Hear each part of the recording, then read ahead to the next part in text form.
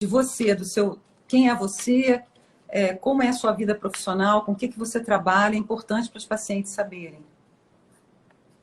Bom, meu nome é Ricardo Baroni Gasparini, eu sou médico ginecologista e obstetra, ainda faço obstetrícia, sou do Paraná, sou formado na Universidade Estadual de Londrina, onde eu fiz residência médica também. E o que mudou minha maneira de pensar sobre terapia hormonal foram exatamente os anos que eu passei com o professor Essimar Coutinho, né, em São Paulo, nosso saudoso professor Essimar, que perdemos de uma maneira tão boba, tão Isso no início. quase um mês, uma coisa lamentável. E foi a pessoa que me mostrou um outro mundo com relação à questão da ginecologia endócrina, né? O tratamento hormonal das nossas mulheres, a maneira de encarar e a maneira de tratar as mulheres nas várias etapas da vida. Então, me especializei em implantes hormonais. Eu trabalho em Londrina, trabalho em Foz do Iguaçu, numa cidade aqui próxima a Londrina. Eu faço ginecologia obstetrícia em Ivaiporã. E dou aula lá em São Paulo e Salvador, nos cursos de implantes hormonais para ginecologista. A gente, aliás, vai estar lá em São Paulo a semana que vem, dando aula, lá na clínica Essimar Coutinho. Ele tem uma clínica em São Paulo também, né? Ele tem Essimar. clínica em Salvador, no Rio, Brasília. Né? Vários lugares do Brasil. Bom, Ricardo, que bom. Então, você é uma pessoa que tem muita experiência, exatamente por isso eu te convidei. Eu acho que isso faz parte dessa experiência de muitos anos, isso é muito importante para esclarecer o máximo possível para as pacientes, né? Então, eu queria que você falasse aqui, a gente já tem algumas perguntas, e eu vou te perguntando à medida que elas vão chegando também para a gente, ok? Primeiro, eu gostaria que você falasse o que é o climatério, Ricardo. Rogério, é o seguinte, antes de mais nada, é importante a gente entender que todo animal no mundo natural, ele nasce, cresce, reproduz e morre. Ou seja, as coisas no mundo natural, elas têm um papel reprodutivo. E elas ovulam exatamente para poder criar. E toda fêmea, como todo macho, vai envelhecer. E envelhecer significa a queda da sua produção hormonal. E na mulher, vai observar isso de uma maneira bem significativa depois dos 40 anos. Então, climatério, como já definiam os gregos, né, climácter, quer dizer a queda em degraus até o ponto crítico. É exatamente o período que coincide a queda da função ovariana, ou seja, perdendo a capacidade reprodutiva e automaticamente a sua produção hormonal, ela começa a 40 anos, é lógico que não é uma coisa matemática, mas a gente define dos 40 aos 62 anos. E ela progressivamente vai perdendo a função hormonal dela. Algumas pouco antes, outras depois. Existem mulheres que esse climatério, que essa falência ovariana, ela pode acontecer antes dos 40 anos. E dentro do climatério a gente vai ter a menopausa. É que, na verdade, as pessoas acabam chamando tudo de menopausa, né? Menopausa, generalizam, né, na verdade. A menopausa, na verdade, é apenas a última menstruação, quer dizer, um período maior ou igual a um ano sem menstruar. Mas esse período, que vai dos 40 a 62 anos, é o que a gente chama de climatério. Então, ele envolve toda essa perda de capacidade reprodutiva, toda essa perda de função, né? E isso vai levar a uma série de prejuízos na mulher. E o importante, Rogério, a gente vê que nós temos que pensar na mulher de hoje de uma maneira muito diferente do que a gente pensava anos atrás. Porque nossas avós, elas morriam com 50, 60 anos. E hoje as mulheres, elas têm uma média de vida no Brasil, hoje, segundo dados do DataSUS, de 80 anos em quase todas as regiões do Brasil. Quer dizer, então elas vão viver um período muito grande num ambiente sem hormônios. E no momento onde a mulher desempenha funções importantíssimas, né, na sociedade, É uma mulher que, depois dos 40 anos, ela está no auge da vida profissional. Profissional dela. Cuida da casa, dos filhos, é a líder da família, líder de empresas.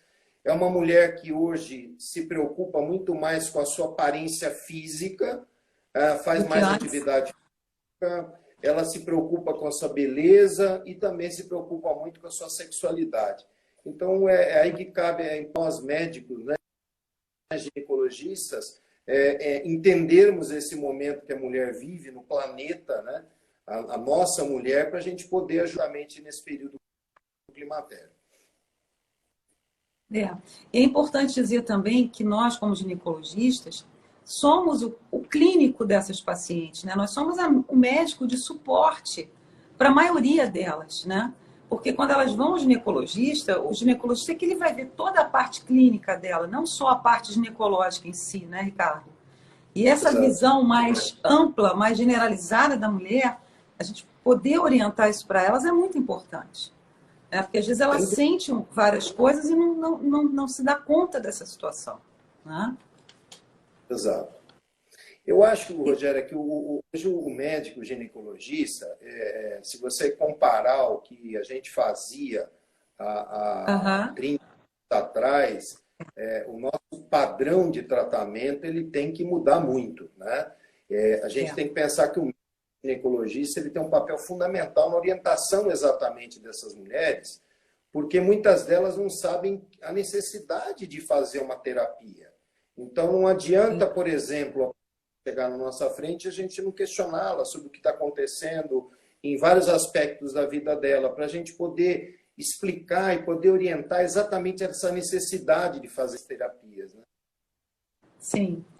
E, assim, Ricardo, quais seriam essas alterações hormonais que ocorrem exatamente nesse período na vida da mulher? O que está alterado em matéria de hormônio, né? O que a gente pode considerar como alteração hormonal? O que eu penso assim para as mulheres entenderem de uma maneira bem prática. Quando a mulher ovula, ela produz dois principais esteroides, que são o estradiol e a testosterona. Né? Esses são os dois principais esteroides que a mulher vai ter necessidade durante a vida. Lógico, existem outros, mas os mais importantes são esses. Então, exatamente a queda desses esteroides que vai acontecer exatamente no climatério. O primeiro esteroide a cair é justamente a testosterona. Uma mulher com 35 anos, ela já começa a ter queda de testosterona. E nos 40 anos, ela vai ter aproximadamente metade da testosterona que ela tinha aos 20 anos. E aí vem aquela pergunta, mas que cai a testosterona? Por que a testosterona cai antes do estradiol? Essa pergunta, porque você não vai ver em lugar nenhum. Né? E aí eu, conversando com o saudoso mestre, eu comecei a indagar isso aí. E respondeu de uma maneira, com aquela capacidade de raciocínio que o professor Decimar tinha. Ele perguntou assim para mim, Baroni, você que é obstetra, quando uma paciente chega para você no seu consultório com 40 anos de idade, e você, Rogéria, que faz reprodução, está acostumada com isso, a gente chega no consultório com 40 anos e fala assim, doutora Rogéria, eu vim aqui porque eu quero ter um filho e tal. Aí você chega para ela e fala assim, olha, então é o seguinte, você pode, nós vamos trabalhar nisso e tal, mas você tem que entender que teu ovário está envelhecendo. Então, a qualidade das suas ovulações, obviamente, que vai piorar.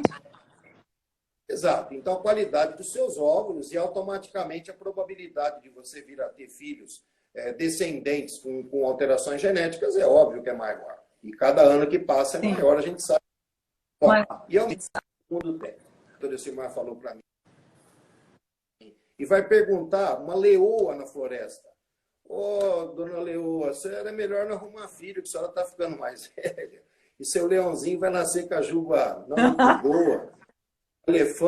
O elefantinho vai nascer com uma tromba não muito boa.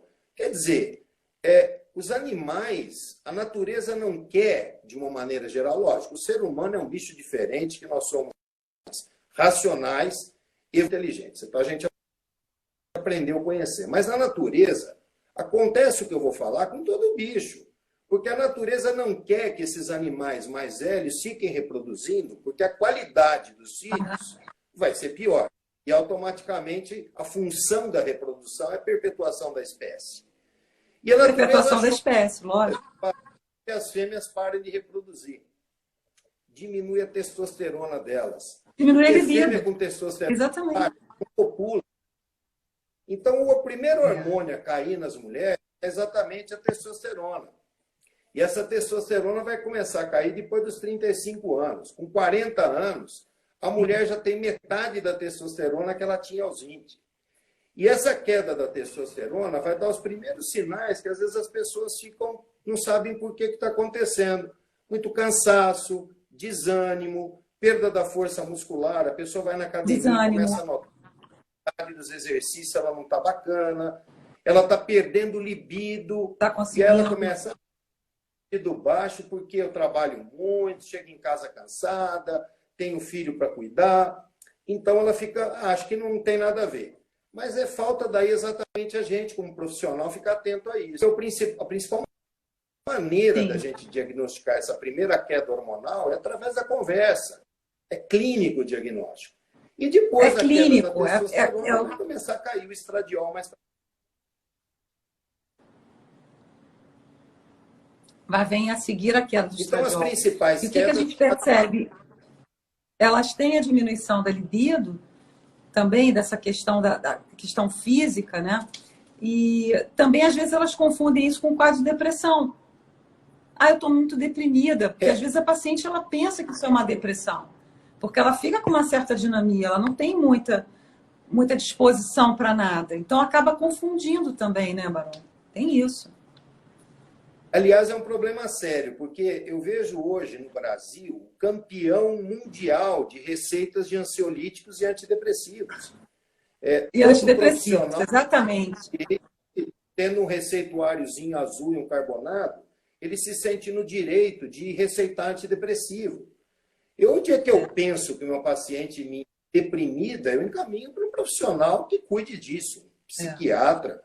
Agora, a maior parte dessas pacientes, elas são tratadas como depressão e elas não estão com depressão, elas estão, talvez, deprimidas por deficiência hormonal. Agora, isso se trata com hormônio, não com antidepressivo. Se você pegar uma mulher que já tem deficiência de testosterona, já está com libido ruim, ela está cansada, ela está apática, e se você der um antidepressivo para ela, você piora mais ainda. Então, nós temos que ter consciência de que a mulher nessa faixa etária, ela tem queda desse hormônio.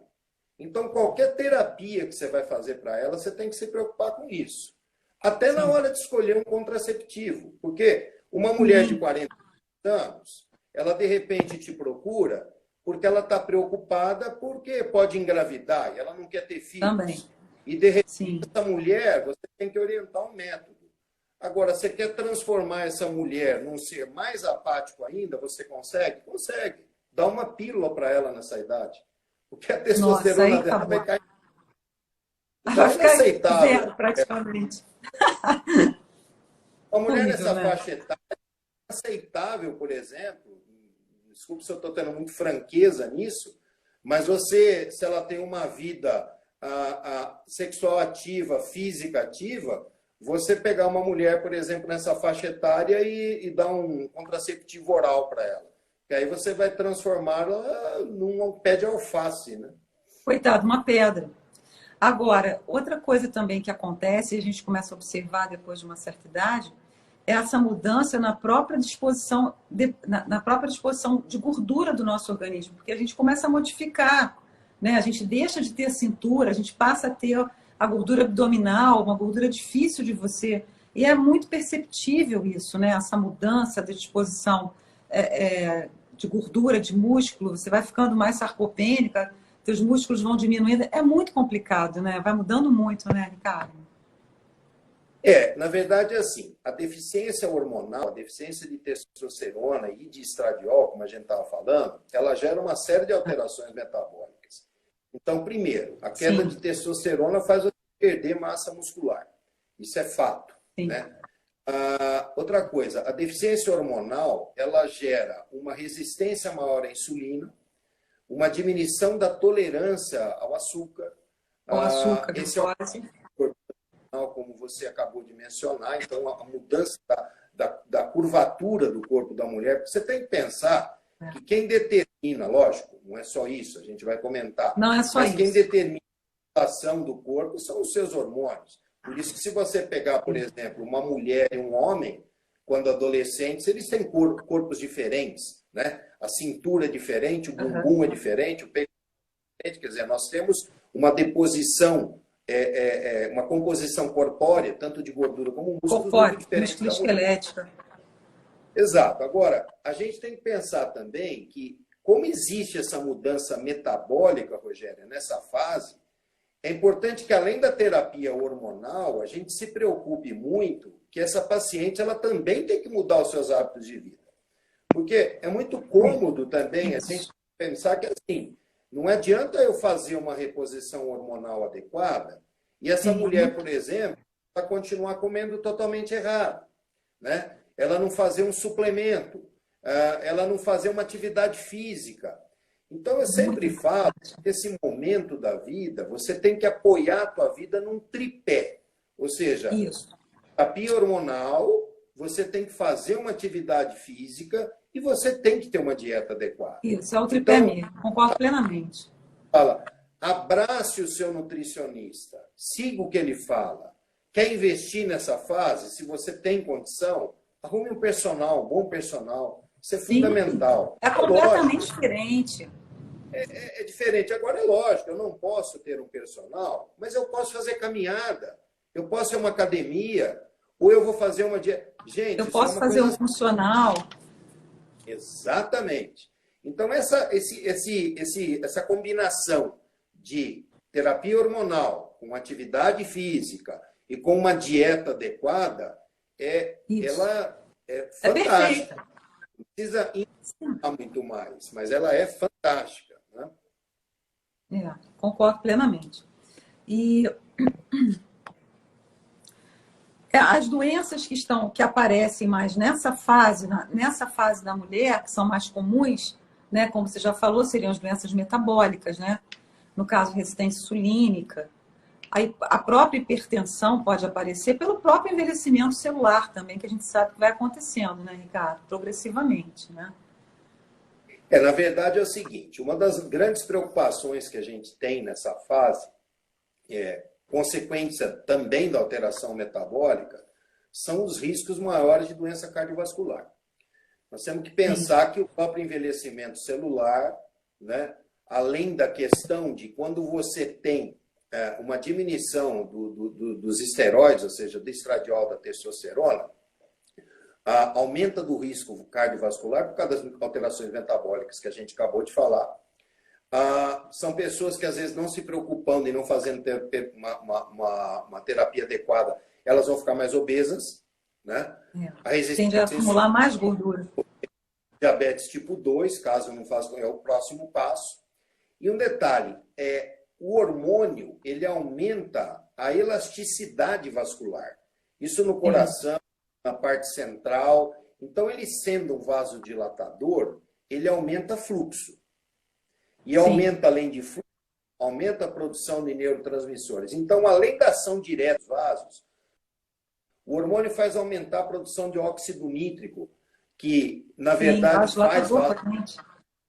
diminui a produção das prostaciclinas, quer dizer, das endotelinas, diminui a migração das camadas da célula externa para a interna do vaso, quer dizer, o hormônio é um vasoprotetor. Então, é o primeiro passo. É pensar o seguinte, a chance de uma mulher de 35 anos, comparada a um homem de 35 anos infartarem, um homem tem de 6 a 9 vezes mais chance. Se você pegar uma mulher depois dos 50 anos, a chance é igual.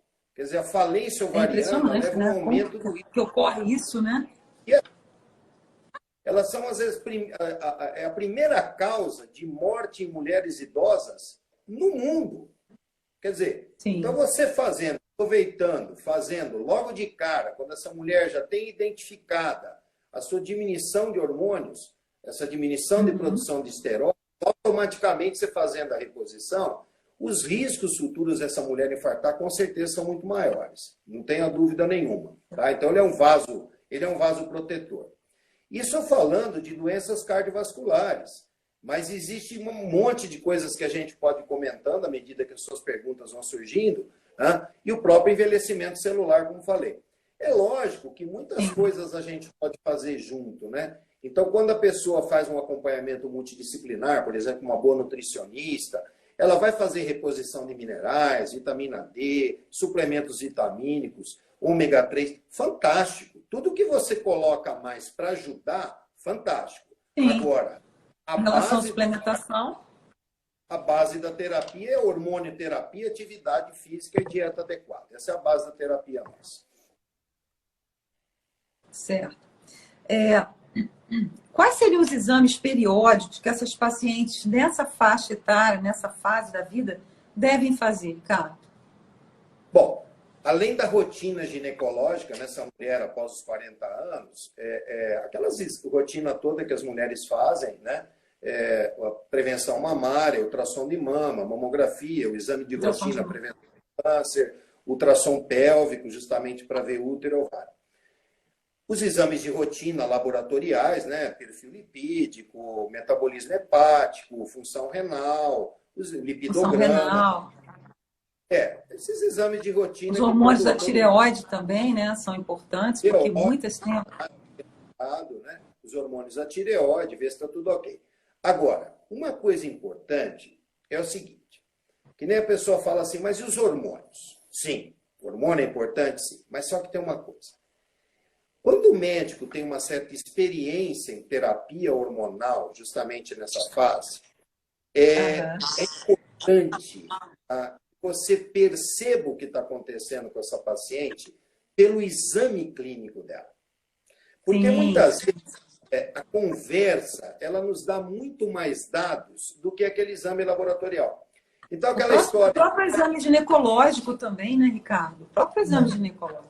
Quando você examina teu paciente, vê a vagina dela, você muitas vezes está escrito naquela vagina que ela está débil de hormônios.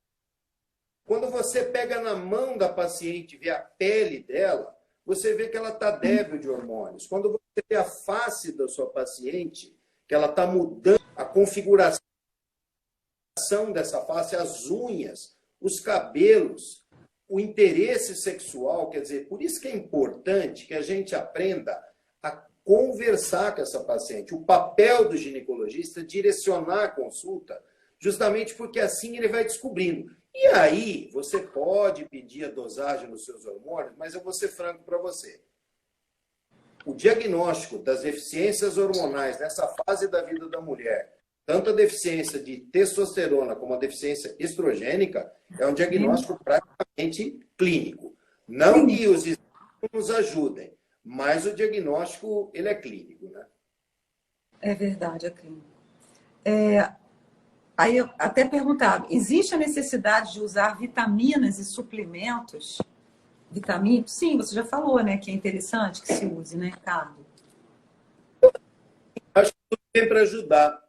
Porque quando você... hoje, cada vez mais importante, por causa do estilo de vida das pessoas, não tomam sol, então suplemento de vitamina B, se você D, o hormônio D, né, como chamam, o complexo B, vitamina A, quer dizer, eu acho fantástico fazer o suplemento. Agora, não adianta você ficar se suplementando toda e não fazendo dieta adequada. O melhor suplemento... Não, e nem fazer exercício também. Exercício é muito importante. Eu acho que o exercício é muito importante. Milagre, né?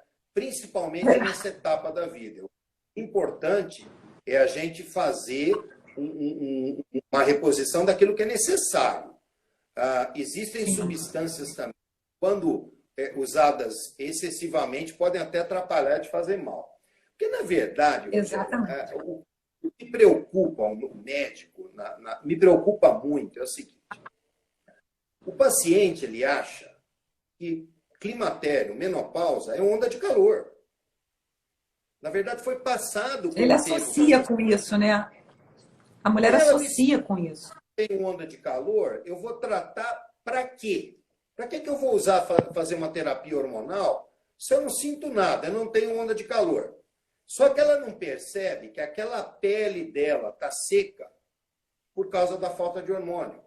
A pele perde elasticidade por falta de colágeno. Muito. Quem Falta de estimula colágeno. o colágeno é o estrogênio. A unha dela fica quebradiça porque ela está perdendo hormônio. O cabelo está caindo, está ficando diferente, armado, mais quebradiço, mais seco, por deficiência hormonal. As articulações estão doendo, a incidência de artroses é maior. Nossa, altíssima. A dor no corpo é muito comum nessa faixa etária, você deve ter muito isso no seu consultório também. Tenho. Pacientes estão nessa fase e vem, doutor, eu tenho muita dor no corpo, eu acordo com dor, eu estou com limitação. Aí começa, bursite, tendinite. Fibromialgia. Fibromialgia é diagnóstico assim.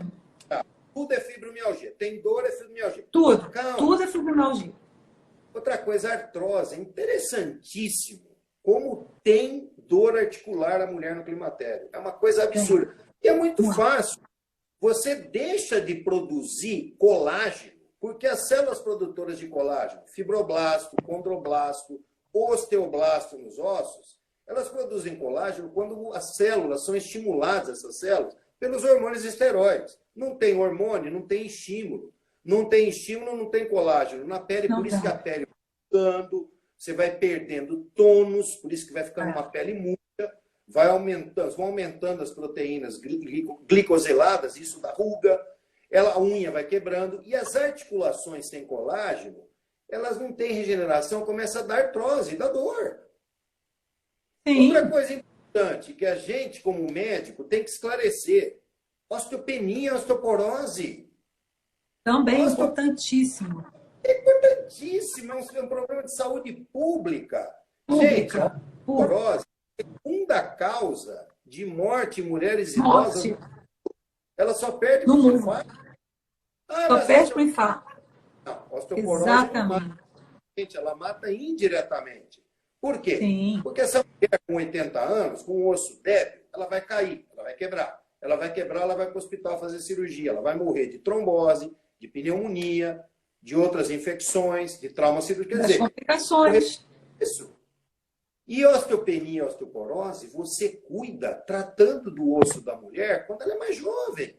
Então, quando essa mulher ela chega no nosso consultório com 50 anos e você faz uma densitometria óssea nela e você vê que ela está tendo perda de massa óssea, a reposição hormonal de estradiol, de testosterona, ela aumenta a produção de colágeno pelo osteoblasto. Pelo osteoblasto.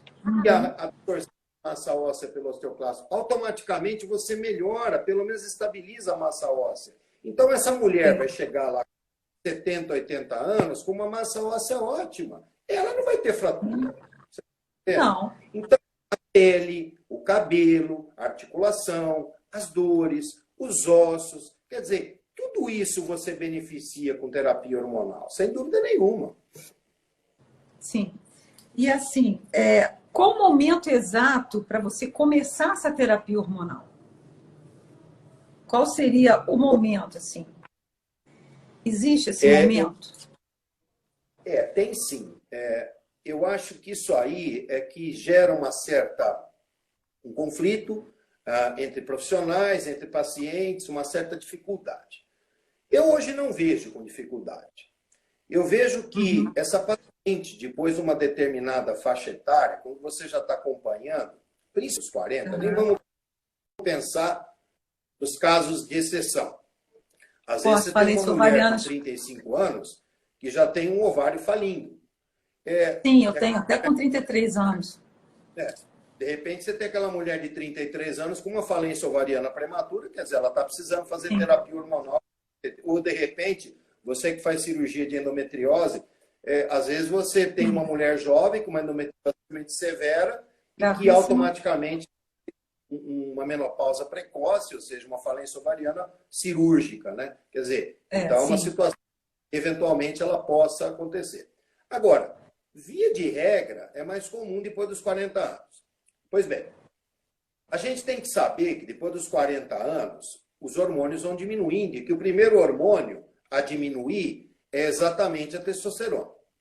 Então, você já Testosterona. tem que perguntar nas consultas o que está acontecendo. Se essa mulher está cansada, se ela está desanimada, se de repente ela está fraca na hora de fazer exercício, se ela está tendo flacidez muscular, como é que está a parte sexual dela, você está interessada, está perdendo interesse, está tendo fantasia erótica, ou você finge que dorme, finge que está com dor de cabeça. Finge que dorme.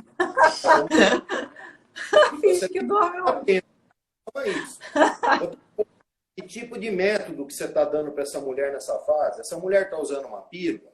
Essa mulher está usando um DIU? Esse DIU é um Mirena, por exemplo, que pode também interferir na testosterona? Quer dizer, porque tem estágio. é perguntado na consulta. Então, o médico vai percebendo se ela tem queixas, de repente, se ele faz necessário dosar. Eu geralmente, a testosterona, o diagnóstico é clínico. Segundo os consensos, inclusive, você descobre a deficiência de testosterona conversando com o paciente. Você pode até dosar, e muitas vezes a dosagem te engana, né? Essa história de ficar acreditando Ainda no papel. tem isso, né? Trata o papel, você trata o paciente, né? Então é importante a gente fazer essa anamnese, essa conversa sendo bem feita, né? E depois vão caindo também os outros esteroides, ou seja, o estradiol também. E você vai percebendo isso, como eu falei, na pele, no cabelo, no ciclo menstrual, né? Porque ele fica irregular. Irregularidade menstrual, principalmente depois dos 45 anos, que é mais comum, essa mulher começar a ter ciclos irregulares. Então, aquela mulher que sempre, ela sempre foi mulher regulada, Regulada. começa a mudar o ciclo, de repente essa mulher começa a ter ciclos longos ou começa a ter sangramentos uterinos anormais. Uterinos né? anormais, que é muito comum nessa fase, né? Começa a sangrar demais, ou falhar. Às vezes aquela mulher que, quando, por exemplo, ela menstruava certinho, falha 2 meses, volta a sangrar, falha mais um, ou vem 2 vezes por mês, quer dizer, ficam irregulares. Então, primeira coisa, a gente tem que ficar atento a isso. E aí você vai perguntando essas coisas que eu te falei. Como é que está a tua memória? Está boa? O teu A questão do tá sono também, né? O sono é horrível. Deficiência de testosterona altera o sono, altera a memória. E as pessoas, às vezes, não se dão conta disso. Elas não percebem que, por exemplo, o sono está ruim porque a testosterona está baixa. Ela não percebe, por exemplo, que a memória está ruim porque a testosterona está baixa. Além de um problema que a gente não conversou aqui, que é a questão da vagina. A vagina, secamento, né? ela mais tardias, né? Ela vai, as alterações vaginais, elas vêm geralmente quando a mulher já está mais lá na frente, já com o ovário quase que... Com essa depressão maior do hormônio, né? Eu vou perceber meu ovário. Eu sempre faço a seguinte comparação, Rogério. Imagina um carro novo. Está aqui um extremo. É aquele carro que liga, ele funciona, não faz barulho e tal. Imagina o carro parado, o carro que já detonou, fundiu. Ele nem liga. Mas o carro não fica dia para a noite. Imagina que aquele carro, de repente, começa aquela engasgadinha. Começa a engasgar. De repente, você começa a ver que o barulhinho está esquisito, o rendimento... Agora que ele para, é o ovário. O ovário vai acontecer isso. Ele começa a dar sinais que ele não está bacana, que ele não está funcionando bem. E, na verdade, a produção hormonal começa a falhar, até que chega uma hora que não produz nada. Aí, voltando à vagina. O que mantém a vagina e a bexiga da mulher elásticas, tróficas, úmidas, receptivas, quer dizer, aquela vagina que atrai o parceiro, é aquela vagina que chama o parceiro, como em qualquer bicho. Um cachorro, quando ele sai da tela, ele se atrai por aquela vagina suculenta, aquela vagina úmida, elástica. A vagina da mulher, ela tem que ser úmida, elástica. Quem que dá isso? Hormônio. Então, faltou hormônio, ela vai secar, ela vai atrofiar, ela vai doer. Ela vai sentir dor também, né? Dor. E outra, não só a vagina, a bexiga também. Porque imagina que a bexiga tem que ser elástica para a pessoa juntar xixi e ir lá no banheiro. Você imagina o oposto, aquela vovozinha que ela viaja com você, a cada 10 minutos ela manda parar para ela no Minutos banheiro. ela vai no banheiro. É rígida, não tem elasticidade. Então, a perda de Não, elasticidade acontece devido a essa falência nos seus hormônios, né? é verdade. Aí perguntaram aqui o seguinte: com a falência ovariana precoce, é possível fazer o implante hormonal? É indicado na paciente que tem essa falência ovariana precoce? Sem dúvida nenhuma. Eu acho que essas mulheres, quanto mais cedo elas Eu também começam concordo. e ovário, são as que sofrem É, mais. são as que Principalmente sofrem quando é mais. cirúrgica. Principalmente cirúrgica, Rogério. Então, por exemplo, aquela mulher, você que Sim, a opera cirúrgica é implante vaginal, catastrófica. é catastrófica. É aquela paciente, por exemplo, com 40 anos ou antes, e você é obrigada a ter uma cirurgia de retirada de ovário. Essa mulher, de uma hora para outra, também fica privada de hormônios. E É verdade. automaticamente, Essa privação aguda, ela é muito grave, porque ela não te dá tempo de você tentar recuperar. mais idade, na minha opinião. Então, muito pelo É, contrário. E você tocou no assunto dos implantes. Eu penso que a melhor terapia hormonal que existe, primeiro, é aquela terapia que você usa baixas doses. Segundo, é aquela que sim, você pode combinar os hormônios que você quer.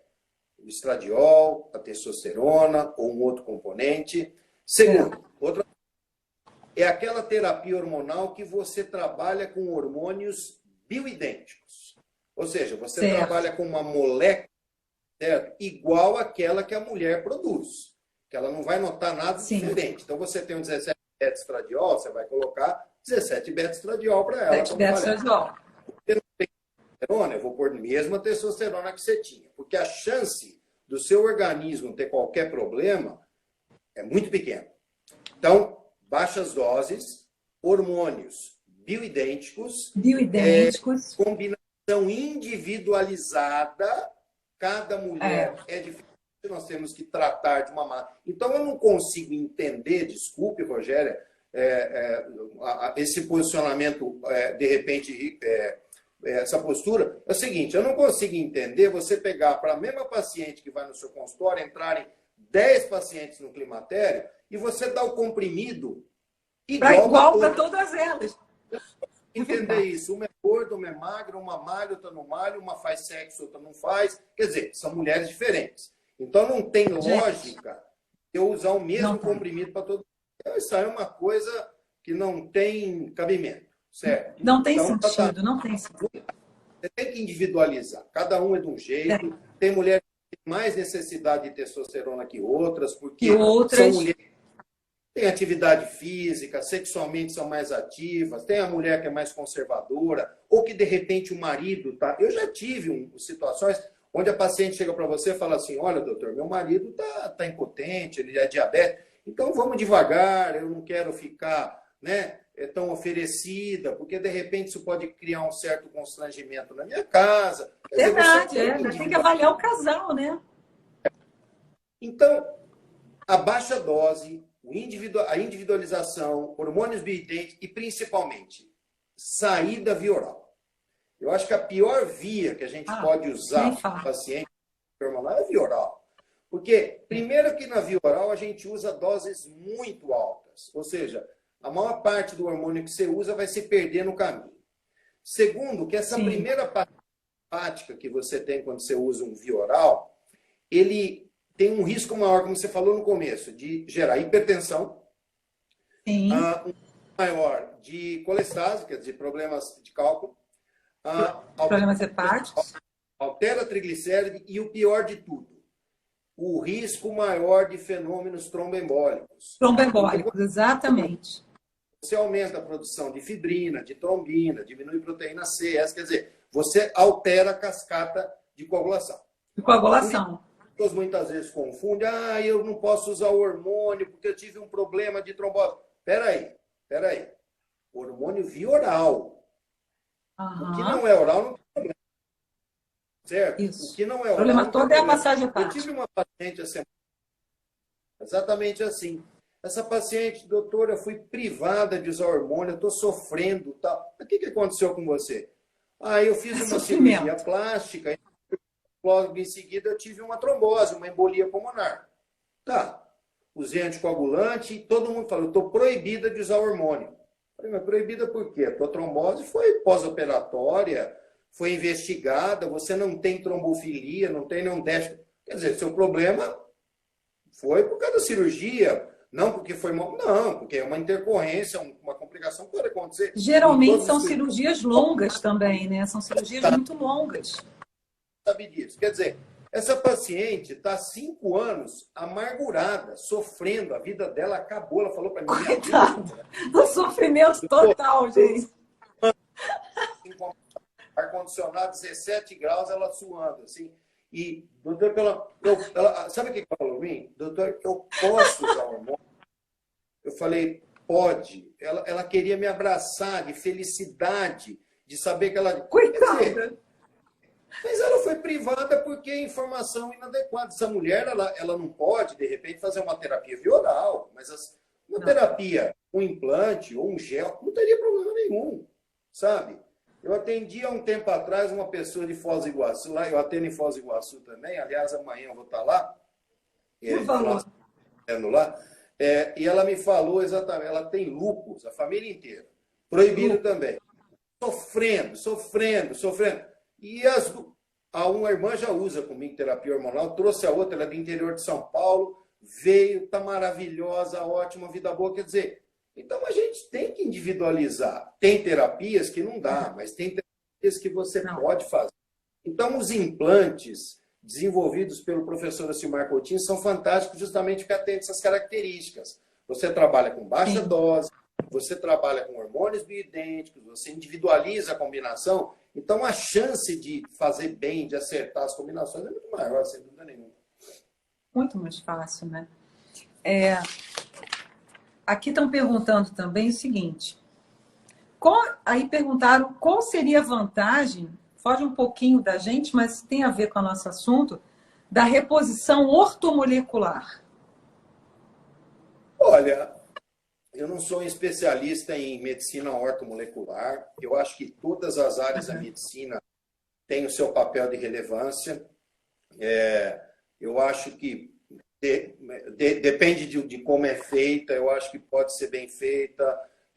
Não vou opinar, entrar muito em detalhes, como eu falei, porque não é da minha área. Não sou avesso. Pelo contrário, eu tenho pacientes que são adeptas e fazem as reposições. Fazem uso. Eu acho que tudo que é reposto e que faz bem. Agora, o que eu quero dizer é assim, ela não tem papel de reposição hormonal. Isso que é importante ter em mente. Eu não sou contra, mas ela não repõe hormônio. Certo? O hormônio, Rogéria, se repõe com hormônio. Não existe uma forma mágica que vá substituir o estradiol ou a testosterona. Por exemplo, às vezes a pessoa, doutor, eu tomo um hormônio, uma isoflavona que vem da soja, chá de amora. Chama? De amora e folha de amora. Chá de folha de amora. Hormonal, isso. Pode até amenizar o calorão, mas todo o resto que eu falei para vocês, que aliás, na minha opinião, o calor, sim, é o eu mais acho que importante. pode... O resto, infelizmente, vai ficar à mercê. Então, eu acho que você pode fazer suas reposições, suplementos, repor aquilo que está faltando através mas reposição de estradiol e testosterona deve ser feita com estradiol e testosterona, na minha opinião. Porque nós somos mais ou menos da mesma época de formação, e você lembra que os primeiros hormônios na época da faculdade usava o estrogênio conjugado, as primeiras progesteronas sintéticas. Sim, o WHI, né, que foi aquele trabalho gigantesco que aconteceu na década de 80, né? E a gente nota a diferença de um Fusca para uma BMW, né? Você fazer reposição com um hormônio bioidêntico, um implante, comparado, por exemplo, com um via oral, é muito diferente. Não, né? Eu não sou propagandista de medicamento. Eu sempre falo que eu defendo os meus pacientes. Se amanhã aparecer um colírio que você pingue e repõe hormônio estradiol e eu ver que o resultado é ótimo, eu vou usar. Você está ótimo. Mas eu penso que nesse momento, as melhores opções de terapia hormonal que existem para o climatério, sem dúvida nenhuma, são os implantes e depois, em segundo plano, são os gels. Eu acho que o gel é fantástico. O gel é a única coisa que, na verdade, a gente nota que dificulta, eu não sei se você tem os mesmos conceitos, é que se você vai usar, por exemplo, 3 hormônios, você tem que usar 3 tubinhos de gel diferentes para ter bom resultado. Então, você vai passar gel, por exemplo, num braço, no outro, tal. São 3. E outra, tem que passar certinho. Primeiro, você tem que confiar onde ele foi manipulado. Segundo, você tem que passar direito. Se der uma benzida no braço, esqueça, não vai funcionar. Outra coisa, metade às vezes fica na mão. Outro dia você está com a pele essa questão da mão. Outro dia você esqueceu. Quer dizer, então eu vejo a reposição do gel muito oscilatória, sabe? Então eu penso que o hormônio, através dos implantes, eu tenho resultados mais retilíneos, mais constantes. A minha experiência com isso, que já faço isso há muitos anos, dou aula disso há muitos anos, participo de congressos sobre isso há muitos anos, fui o primeiro médico no Paraná a introduzir implantes de hormônio. Quer dizer, já fazemos isso há bastante tempo. E o convívio durante anos com o professor Ocimar Coutinho, que é uma referência, sempre foi a referência mundial em implantes de hormônio. Então, isso, com os anos, me fez ver, pelos resultados que eu tenho com meus próprios pacientes e dos colegas pacientes, que realmente isso funciona muito melhor. Você você sabe alguma coisa sobre essa crisina?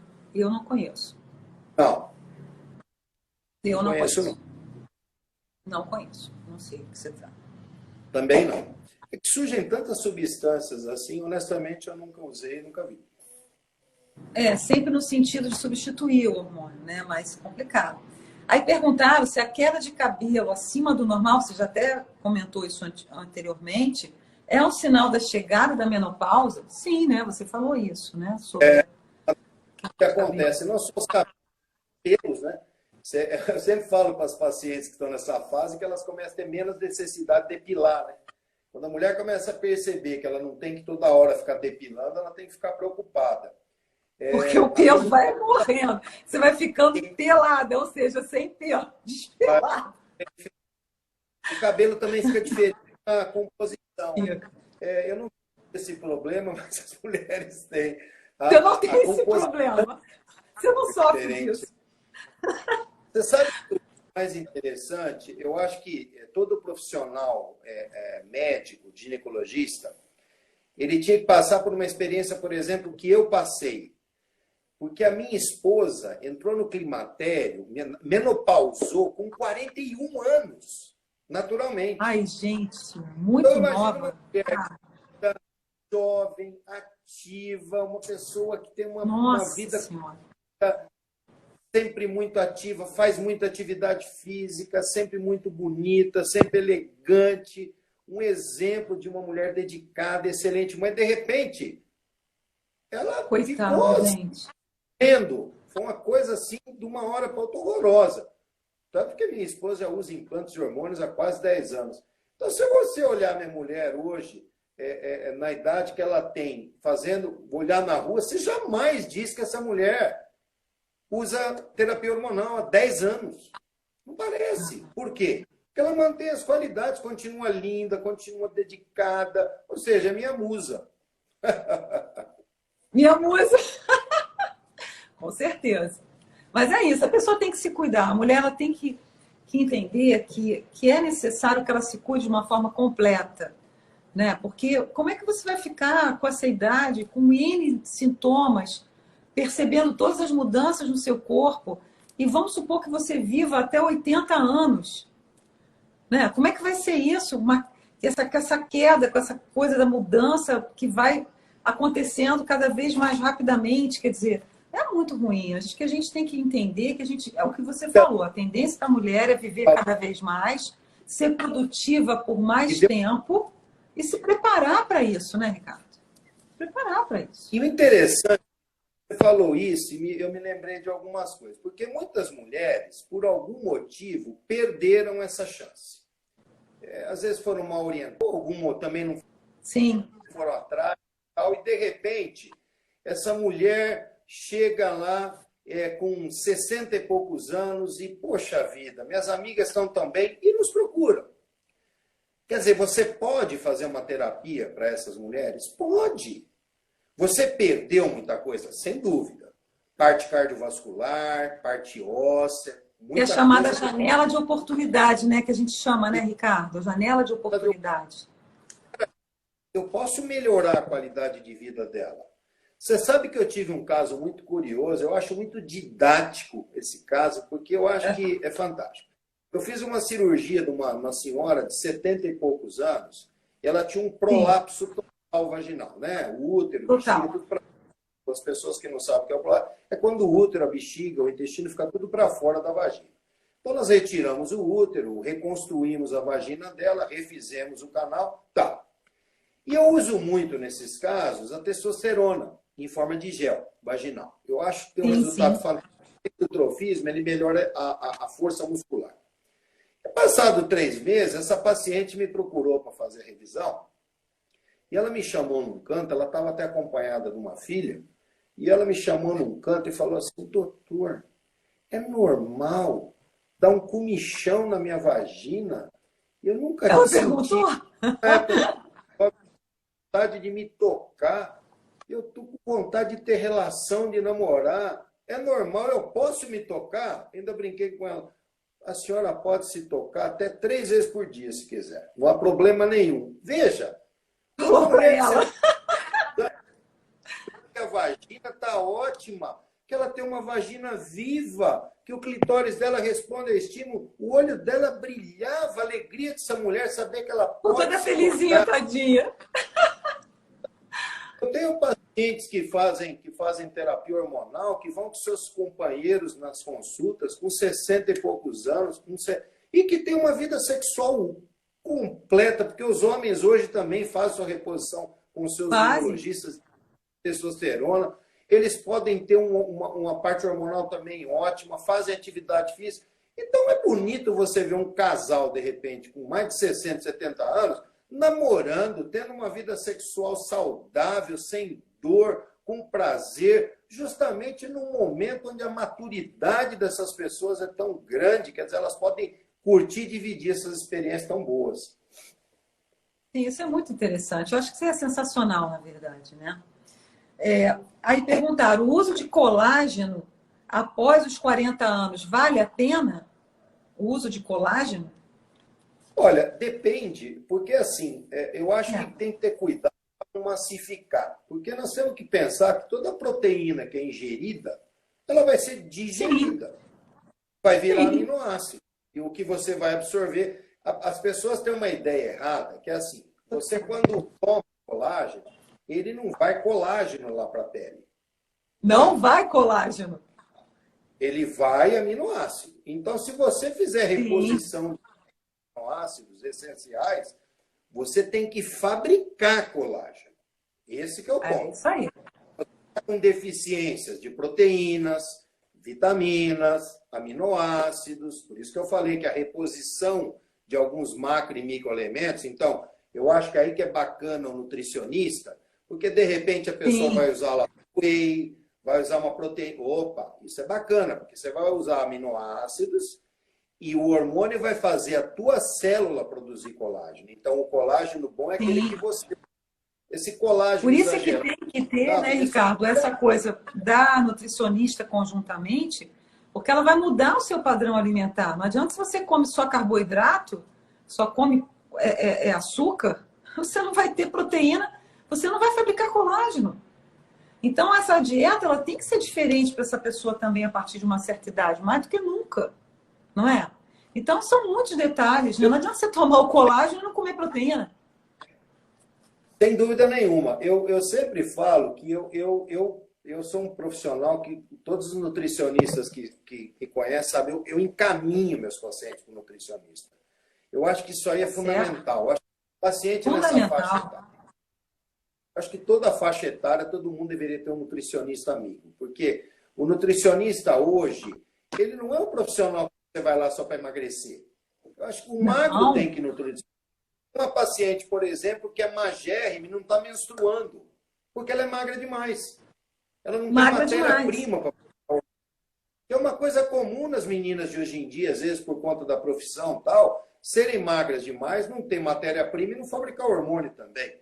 Então eu penso que o nutricionista... Não tem colesterol, não tem gordura, né, para fabricar o hormônio. Na verdade é importante, essa semana, se eu não me engano, foi o dia do nutricionista, eu não tenho certeza se foi ontem ou anteontem.